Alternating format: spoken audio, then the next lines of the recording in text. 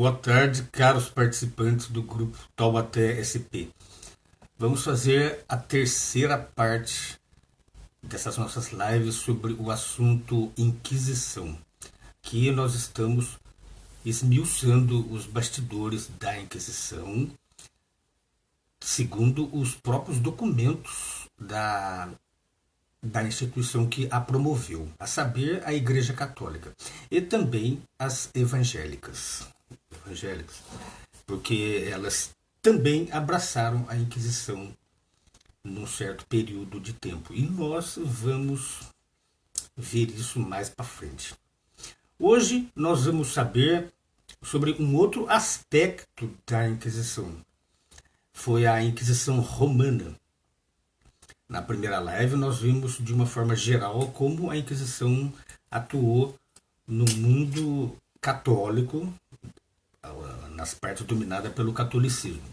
Depois, na segunda live, nós vimos sobre a Inquisição Espanhola, especificamente concentrada na Espanha, que, como vimos, foi por motivos políticos, né? Então, os reis estavam interessados em unir a nação numa só fé. Agora nós vamos ver sobre a Inquisição Romana, que havia de ser instituído para assim predominar aonde quer que a igreja estivesse presente no mundo, a partir de Roma. Este seria então o modus operandi da igreja. Ou seja, julga-se a pessoa, mata-se a pessoa, confisca o que ela tem e assim por diante, conforme nós vimos o que aconteceu na Espanha. Esta também seria uma Inquisição baseada nesses moldes. Isso tem alguma coisa a ver com o cristianismo? Veja bem, quando Cristo esteve na Terra, ele veio aqui fazer o quê? Além de nos resgatar do pecado com o seu sacrifício. Ele veio aqui para dar testemunho da verdade, segundo as suas próprias palavras. E ele disse: eu sou o caminho, a verdade e a vida. Ninguém vai ao Pai senão por mim. Mas que verdade era essa? O que ele falou durante os 3 anos e meio de pregação que ele esteve na Terra? Ele falava sobre o reino de Deus. Se vocês abrirem os livros de Mateus, Marcos, Lucas e João, vocês vão ver lá. Invariavelmente ele falava do reino. E o comparando as situações terrestres para que as pessoas pudessem entender claramente a mensagem de que o reino seria restabelecido aqui na Terra. E o que ele fazia com aquelas pessoas que não acreditavam nele? Ele simplesmente deixava ir. E a ordem para os apóstolos ou os seus seguidores era a mesma que ele fazia. Ou seja, que a palavra da verdade, que era a restauração do reino, haveria de ser pregada em toda a terra habitada, e então viria o fim. Mas viria o fim por parte de quem? Por parte de pessoas, de governos humanos, ou por parte de instituições religiosas armadas?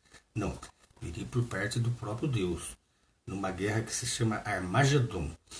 Mas isso eu vou deixar os textos aqui para que vocês possam conferir depois, isso que eu estou falando. Certo?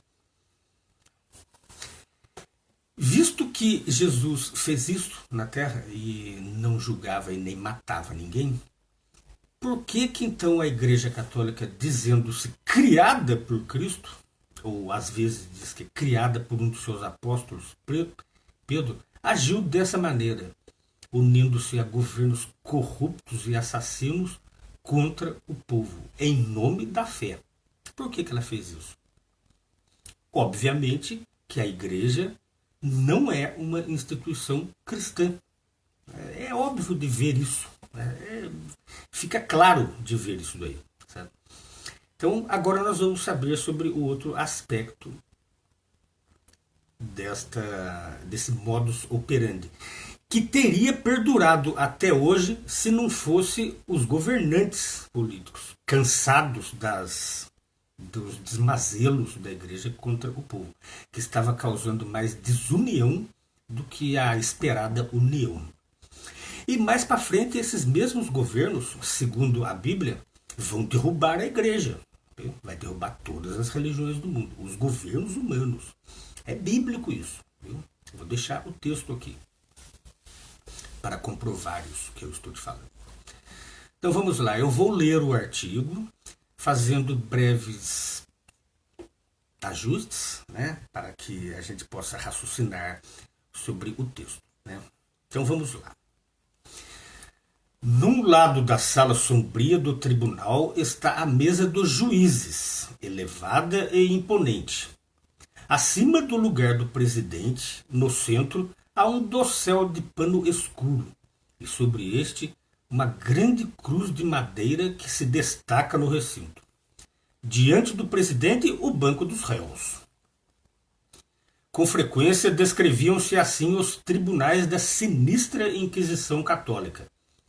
A acusação terrível levantada contra os infelizes acusados era de heresia, uma palavra que hoje evoca imagens de tortura e execução por queima na estaca.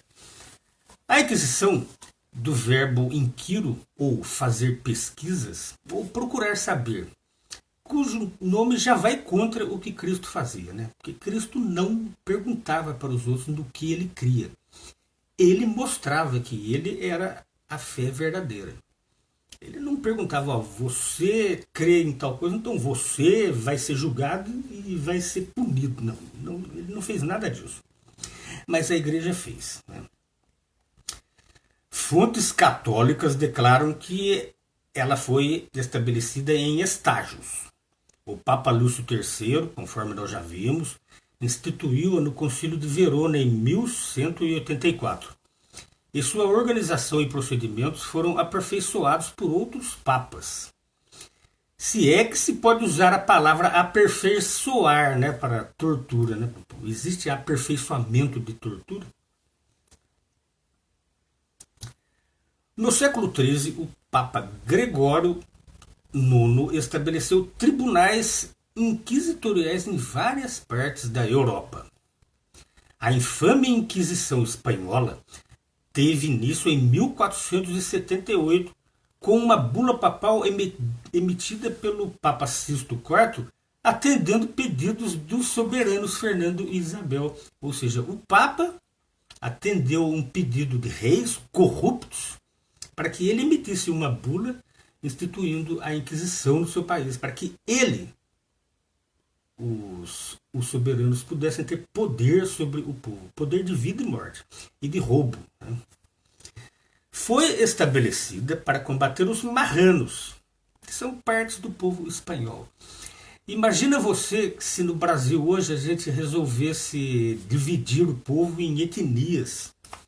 Tem o povo branco, o povo negro, o povo índio, o povo asiático. Não, nós vamos dividir. E aí a maior parcela vai contra as minorias. Foi mais ou menos isso que aconteceu como desculpa para a Inquisição Espanhola. Também era contra judeus que fingiam se converter ao catolicismo, conforme nós já vimos, né? Para escapar da perseguição. Os mouros muçulmanos convertidos pela mesma razão e os hereges espanhóis em geral, que eram católicos, né, mas acusados de heresia. Principalmente aqueles que, conforme já vimos, tinham bastante dinheiro. Né? Devido ao seu zelo fanático, o primeiro inquisidor geral da Espanha, Tomás de Torquemada, frade dominicano, passou a personificar os piores aspectos da Inquisição. Tudo que você imaginar de mais sórdido, de mais sujo, de mais corrupto, de mais ordinário e de mais anticristão foi personificado por esse personagem que, inclusive, teve uma requisição no passado para que ele se tornasse santo. Assim como é hoje chamada a Inquisição de Santa por certos católicos, né? A Santa Inquisição. Isso nós vamos ver futuramente. Nós Nós vamos falar sobre Torquemada pouco mais para frente, especificamente sobre ele. Em 1542, o Papa Paulo III instituiu a Inquisição Romana, que tinha jurisdição sobre o inteiro mundo católico.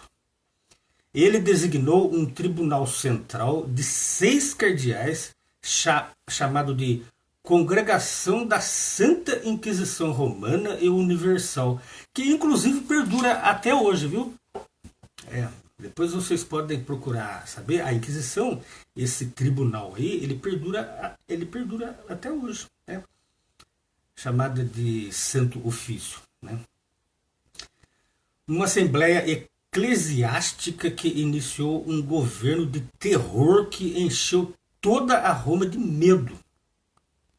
Já imaginou Cristo chegando num lugar e apavorando todo mundo? Como fazem certos grupos religiosos hoje em dia. Não. Jesus Cristo, quando ele chegava num lugar, principalmente para o povo comum, ele representava esperança. As pessoas queriam vê-lo, queriam ver os seus milagres, né? Queriam ouvi-lo, né? Mas não. Aonde a igreja estava presente, as pessoas tinham medo, né? A execução de hereges aterrorizava os países onde a hierarquia católica tinha controle total. A história demonstra que os inquisidores torturavam os acusados de heresia a fim de extrair confissões. No esforço de diminuir a culpa da Inquisição, comentaristas católicos têm escrito que, naquele tempo, a tortura era comum até nos tribunais seculares. Mas será que isso justifica o uso de tortura por parte dos ministros que afirmam ser representantes de Cristo? Ora, eu posso pensar assim, os árabes costumam apedrejar mulheres por qualquer motivo, né? Motivo de adultério, de traição. Então, porque eles fazem lá, eu vou fazer aqui também. Pois foi o que os ministros católicos fizeram. Eles, mas se os governos fazem isso, nós vamos fazer também, né? Não deveriam eles ter demonstrado a mesma compaixão que Cristo mostrou por seus inimigos? Para encarar este assunto de modo objetivo, poderíamos refletir sobre a seguinte pergunta: será que Jesus Cristo teria torturado os que não concordassem com os seus ensinos? Jesus disse: continuai a amar os vossos inimigos, a fazer bem aos que vos odeiam.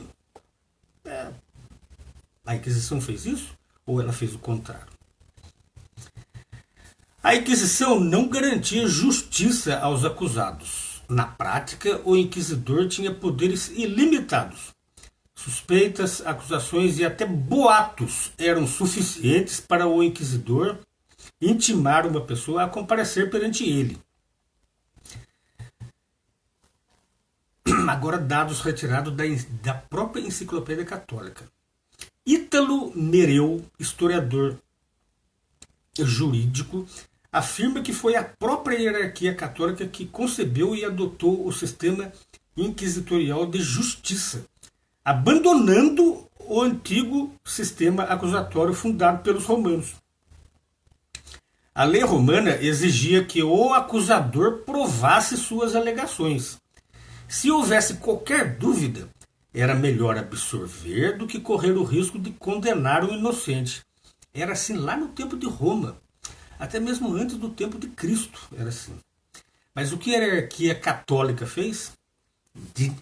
Dizendo-se aperfeiçoar a lei, a hierarquia católica substituiu esse princípio fundamental pela ideia de que a suspeita pressupõe culpa.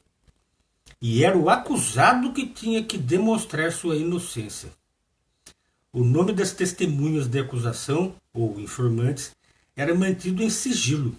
E o advogado de defesa, quando havia um, se arriscava a ser desonrado e a perder seu cargo se defendesse com êxito um suposto herege.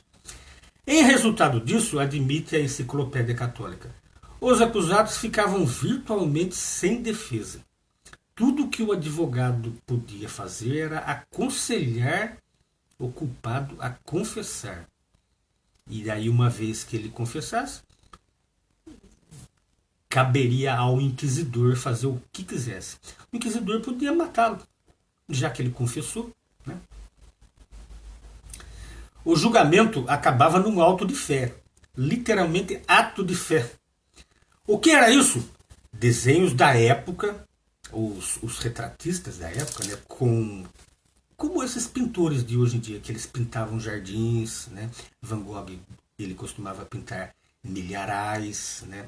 Mas também haviam artistas que pintavam a Inquisição, né? Assim como haviam artistas que pintavam os castelos, né? Os reis. Haviam também artistas que pintavam o que estava acontecendo também. E esses desenhos duram até hoje, né? Desenhos da época mostram que os infelizes acusados de heresia se tornavam vítimas de um espetáculo horrível. O dicionário eclesiástico católico define o auto de fé como o ato público de reconciliação realizado pelos hereges condenados e arrependidos depois da leitura da sua condenação. Ou seja, o acusado ser queimado vivo em praça pública, como a gente queima um churrasco hoje em dia, para a igreja era um ato de reconciliação.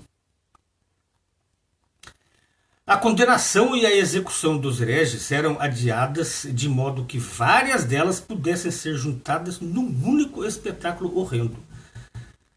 2 ou mais vezes por ano, uma longa procissão de hereges passavam diante dos observadores, que participavam de tudo isso com um misto de horror e fascínio sádico. Os condenados tinham de subir num cadafalso em meio a uma praça grande e suas sentenças eram lidas em voz alta. Os que renegassem as acusações, isto é, renunciassem às doutrinas heréticas das quais eles estavam sendo acusados, eram poupados da excomunhão e sentenciados a várias outras punições, incluindo prisão perpétua. Os que não renegassem, mas que no último momento se confessassem com o sacerdote, eram entregues às autoridades civis para serem estrangulados, enforcados ou decapitados, e depois queimados. E os impenitentes, assim julgados, independente de suas reações, eram queimados vivos. A execução propriamente dita acontecia em outra ocasião, após outro espetáculo público. Ou seja, a igreja ela fez isso publicamente. Munindo-se contra ela mesma de farta documentação de que ela não poderia ser uma instituição cristã. Ou seja, fazendo ela publicamente, ela simplesmente falou assim, olha, nós somos assim. Cristo não era assim, mas nós somos assim, né? A atividade da Inquisição Romana era mantida em sigilo absoluto. Até hoje, os eruditos não podem consultar seus arquivos.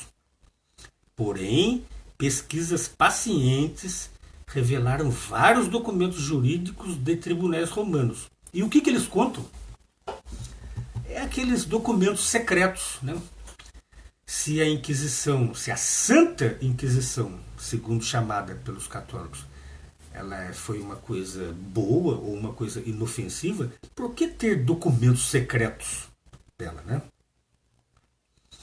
Vamos ver o que alguns desses documentos nos falam. Pietro Carnesecchi, nascido em Florença no início do século XVI, progrediu rapidamente na carreira eclesiástica na corte do Papa Clemente VII, que o designou seu secretário particular. Ou seja, esse rapaz aqui, ele era secretário do Papa. Contudo, sua carreira foi interrompida abruptamente quando o Papa morreu. Mais tarde, ele conheceu nobres e clérigos que, como ele, aceitavam algumas doutrinas ensinadas pela Reforma Protestante. Em resultado disso, ele foi levado a julgamento 3 vezes. Condenado à morte, foi decapitado e seu corpo queimado. Ou seja, na corte católica, a pessoa ela pode perder o cargo dependendo do Papa que estiver lá. A pessoa, é como no funcionarismo público em geral, sabe? Ou como nas empresas. Você pode ter um emprego se o seu chefe for gostar de você. Né? Não importa se você é um bom funcionário ou não. E assim também era na Igreja Católica. Não importa se você é um bom católico ou não. O que importa é o cartuchão. Né? Tem alguma coisa a ver isso com o cristianismo?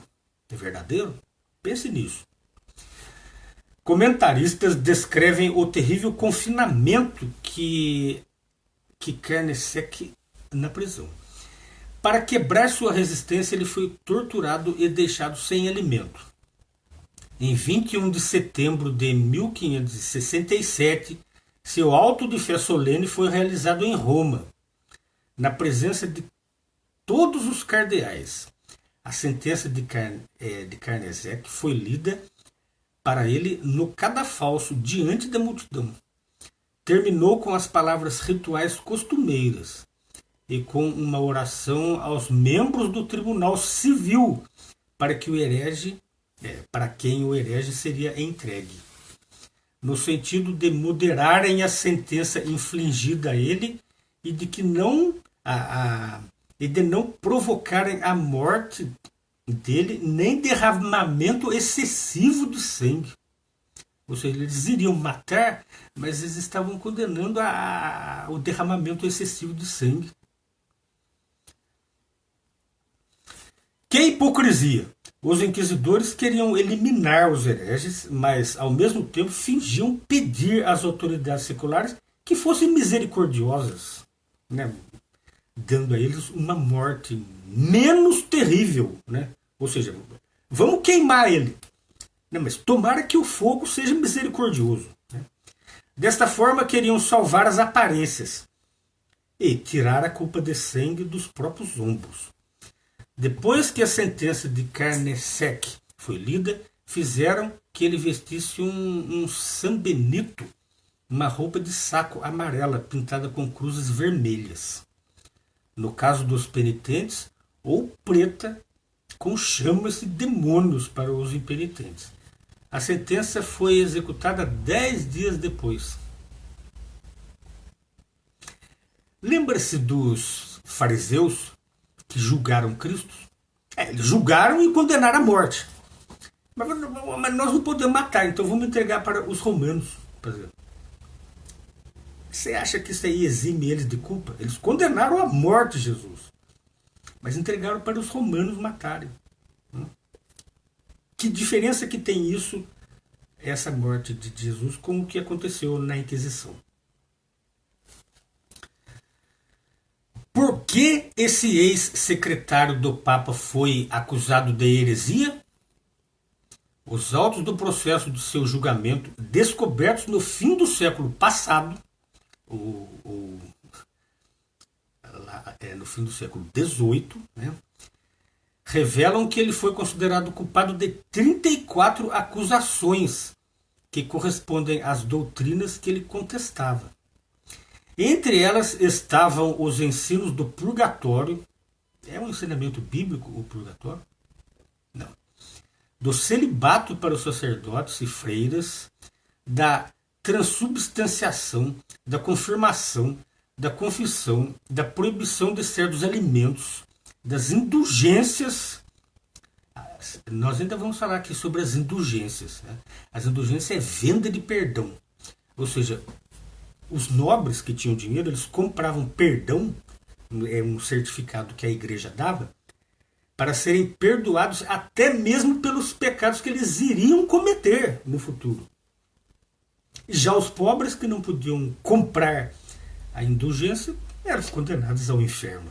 Né? Um inferno que também é um ensino pagão, que não existe. Né?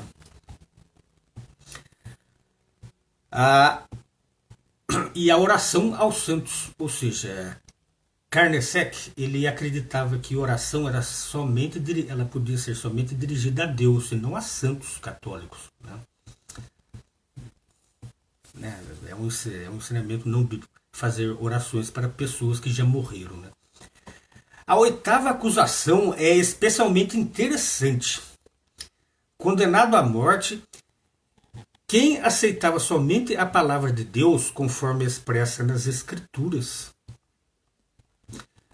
Ou seja, Karnecek, ele queria acreditar na Bíblia, que a sua própria igreja dizia se basear. Mas porque ele disse isso, ele foi acusado de heresia. Ele não deveria acreditar na Bíblia, apesar da igreja se dizer baseada na Bíblia. Ele deveria esquecer a Bíblia e acreditar na igreja. Essa foi uma das acusações pelas quais ele morreu. Né? Assim, não é de admirar que muitas das doutrinas da igreja sejam baseadas não nas escrituras, mas nas tradições pagãs da igreja. As tradições pagãs que ajudaram a formar a igreja. Né? Vamos ver aqui um outro exemplo. Não se conhece bem a biografia breve e comovente de Pompônio Algieri, nascido perto de Nápoles em 1531. Mas muito se descobriu graças à diligente investigação histórica por parte de vários eruditos. Enquanto estudava na Universidade de Pádua, Algieri entrou em contato com professores e estudantes de várias partes da Europa, e assim ficou sabendo dos chamados hereges e das doutrinas da Reforma Protestante.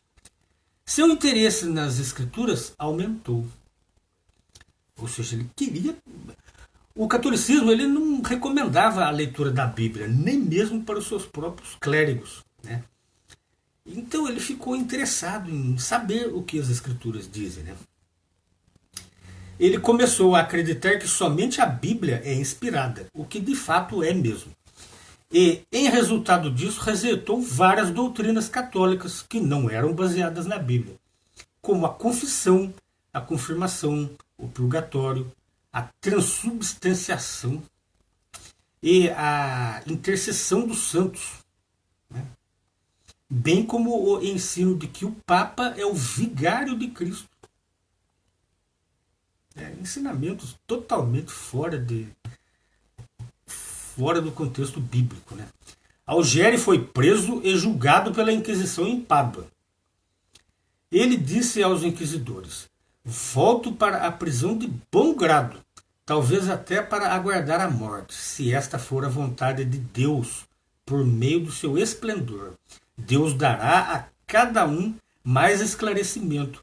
Suportarei todo o tormento com alegria, porque Cristo, o Consolador perfeito das almas aflitas, que é minha fonte de iluminação e de verdadeira luz, pode banir toda a escuridão. Posteriormente, a Inquisição Romana o extraditou e o condenou à morte. Algieri tinha 25 anos quando morreu. No dia em que foi morto em Roma, ele se recusou a confessar-se ou a receber a comunhão. O instrumento de sua execução foi ainda mais cruel do que o costumeiro. Ele não foi queimado na estaca, em vez disso, num caldeirão enorme cheio de materiais inflamáveis, óleo, piche e resina. Foi colocado no cadafalso à vista de todos. Amarrado, o rapaz foi abaixado nele. Atearam fogo no conteúdo e o jovem foi lentamente queimado vivo. Este ato de queimar pessoas em caldeirões lembra muito os cartaginenses, né, que lutaram contra o Império Romano, o Império de Cartago. Né? Lá eles adoravam o deus Baal. E o deus Baal nada mais era do que uma estátua, né, diante do qual tinha um grande caldeirão, né? E ali eles colocavam todo tipo de material inflamável e jogavam crianças ali dentro para serem queimadas, principalmente os primogênitos. Aqui a igreja simplesmente imitou a adoração pagã a Baal praticadas pelos cartaginenses, né? Neste caso. Né? Carnesec, Alighieri e outros foram mortos pela Inquisição. Quem foram mortos pela Inquisição tinham um entendimento parcial das Escrituras. O conhecimento ainda viria a se tornar abundante durante o tempo do fim desse sistema de coisas, que era o tempo em que Jesus havia sempre falado nas suas pregações, né? Apesar disso, eles estavam dispostos a morrer pelo pouco do verdadeiro conhecimento que haviam conseguido obter da palavra de Deus. Se você conhece, você abre a sua Bíblia e você descobre ali que, segundo o que está escrito aqui, a minha igreja não é baseada na Bíblia. Ela não se baseia nisso para dizer, para afirmar tal coisa. Se você descobre tal erro, o que você faz? Você fala assim, então eu vou rejeitar o que está escrito na Bíblia aqui e vou continuar acreditando na minha igreja. Né? Ou então você vai aceitar interpretações. Né? Não, mas aquele quis dizer que não era assim. Mas no seu íntimo você sabe que não é. Você sabe que não é. O que você faz? Você continua aceitando o erro? Ou você estará disposto, como essas pessoas, a defender o que é verdade? Né? Hoje em dia você não vai precisar morrer por causa disso. Não ainda. Ainda vai chegar um tempo, o tempo da grande tribulação, que esses tempos terríveis aqui vão voltar. E não está demorando muito. Até os protestantes, incluindo alguns dos seus reformadores, eliminaram os dissidentes, queimando-os na estaca, imitando assim os católicos. Ou conseguiram que certos católicos fossem mortos pelas autoridades seculares. Calvino, por exemplo, embora preferisse decapitar os hereges, mandou queimar vivo Miguel de Servete, como herege antitrinitarista. Ou seja, Calvino havia abandonado a Igreja Católica para fundar o calvinismo. Mas ao mesmo tempo ele acreditava em quase tudo que a Igreja acreditava, inclusive no Deus Trino. E por causa disso ele matou opositores, fazendo exatamente o que a Igreja Católica fez. O fato de que as perseguições e execuções de herege eram comuns tanto entre católicos como entre protestantes, de modo algum nós tivemos um probleminha aqui. Bom, mas vamos continuar. O fato de que as perseguições e execuções de herege eram comuns tanto entre católicos como entre protestantes, de modo algum desculpa essas ações. Mas a responsabilidade das hierarquias religiosas é ainda maior, por afirmarem que as escrituras justificavam as mortes e também por agirem como se o próprio Deus tivesse ordenado esses atos. Que vergonha isso traz sobre o nome de Deus. Vários eruditos afirmam que o católico Agostinho, famoso pai da igreja, foi o primeiro a apoiar o princípio de coerção religiosa, isto é, o uso da força para combater a heresia. Na tentativa de usar a Bíblia para justificar essa prática, ele citou a parábola de Jesus encontrada em Lucas 14, 16, 24, que diz assim, compele-os a vir para dentro. É óbvio que essas palavras distorcidas por Agostinho indicavam hospitalidade generosa e não coerção cruel. Ou seja, você pode convidar uma pessoa para venha ver, né? Acredita naquilo que eu creio. É assim que você deve convidar. Não vai ser, não venha, você vai ter que vir, senão eu vou te matar. Não. Agostinho, chamado de santo, pregava isso. É digno de nota que, mesmo enquanto a Inquisição ainda atuava, os apoiadores da tolerância religiosa protestavam contra a perseguição de hereges, citando a parábola do trigo e do joio. Um desses foi Desidério Erasmo, de Roterdã, que disse que Deus, o dono do campo, queria que os hereges, o joio, fossem tolerados, porque quem iria destruir os hereges no futuro, na guerra do Armagedon, não são as pessoas. Seriam as próprias forças angelicais. Martinho Lutero, por outro lado, instigou a violência contra camponeses de dissidentes. E por causa de Martinho Lutero, quase 100 mil camponeses foram mortos, por causa dessa intolerância religiosa por parte dos luteranos. O que deveríamos fazer ao reconhecer a séria responsabilidade que recai sobre as religiões da cristandade por terem promovido a perseguição dos assim chamados hereges? Sem dúvida, isso nos deve induzir a procurar o verdadeiro conhecimento da palavra de Deus. Jesus disse que o que identificaria o cristão verdadeiro seria o amor a Deus e ao próximo. Amor esse que, obviamente, não admitiria o uso de violência. Como que você pode amar uma pessoa e matar uma pessoa? Não existe similaridade, não existe paridade e não existe analogia, né?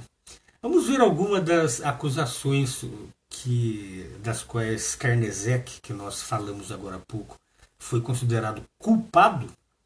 A 8ª acusação está escrito assim, textualmente no processo dele assim, sustentaste que só se deve crer na palavra de Deus, conforme expressa nas Escrituras Sagradas. Ele foi acusado de acreditar na Bíblia. A acusação número 12. Acreditaste que o sacramento da confissão não é de jure divino, ou segundo a lei divina, que não foi instituído por Cristo, nem pode ser comprovado nas Escrituras, e que nenhum tipo de confissão é necessário além daquele que se faz ao próprio Deus. Ou seja, ele foi acusado aqui de fazer orações a Deus. Ou seja, ele deveria de confessar os seus pecados e pedir perdão a outros sacerdotes e não a Deus. Isso porque ele era católico, viu? As acusações contra os judeus e contra outras pessoas comuns eram ainda mais absurdas, né? As acusações contra as bruxas. No próximo vídeo nós vamos falar aqui das bruxas, né? O que foi o bruxismo, que hoje em dia é tanto pregado em filmes, né, como se fosse uma coisa bonita, né? E nós vamos ver o que foi a época das bruxas, né? Uma das piores, uma das coisas mais bárbaras que já existiu dentro da Inquisição Católica, né?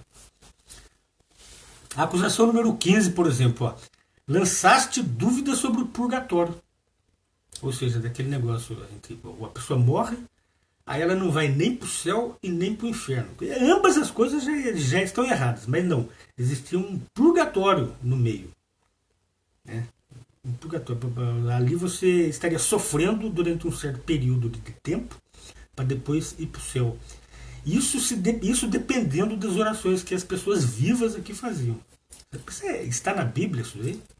Não. Da onde que eles tiraram isso daí? Do paganismo. Né? A gente vai ver depois, numa outra live, conforme o interesse. E a acusação número 16, né? Que lançaram contra Karnezek. Consideraste apócrifo o livro dos Macabeus, que trata de orações a favor dos mortos. Ou seja, ele foi condenado porque considerava o livro de Macabeus apócrifo. Mas depois disso, a própria igreja considerou apócrifo o livro de Macabeus. E mais recentemente ela trouxe de volta o livro de Macabeus para que não se desse fim àquela tradição de fazer orações aos mortos. Mas Karnezek morreu por causa disso. Né? Meus amigos, esta foi a terceira parte da nossa live. qualquer dúvida pode escrever aqui. Agora, na parte da tarde, eu vou colocar o texto explicativo sobre isto que nós falamos aqui. Então, vocês podem pensar nisso. Este modus operandi da igreja de torturar, perseguir, matar, roubar, em nome de crenças, em nome de detalhes, em nome de superstições, seria esse o modo certo que Deus havia ordenado para uma instituição religiosa que se diz baseada nele agir? Nem mesmo os governantes toleraram isso por muito tempo.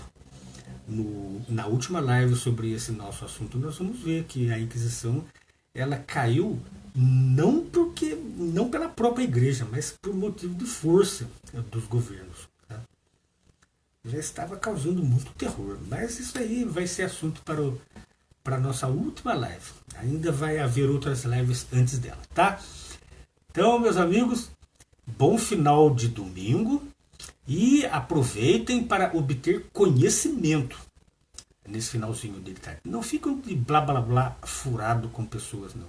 Isso não leva a nada. Porque é o conhecimento que conduz à vida eterna. Conforme disse o próprio Jesus Cristo. Viu? Conhecereis a verdade e a verdade vos libertará.